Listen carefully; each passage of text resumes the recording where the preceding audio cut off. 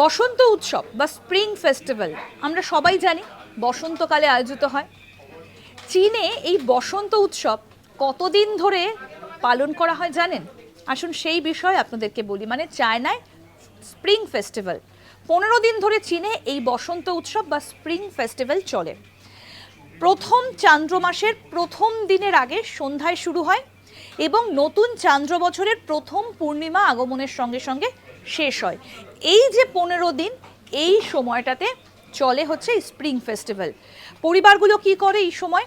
লাল কাগজের কাটিং দিয়ে জানলা দরজা সমস্ত কিছু সাজায় এবং শুভ কামনা করে এই সময়টা, এই আয়োজনটা চলে।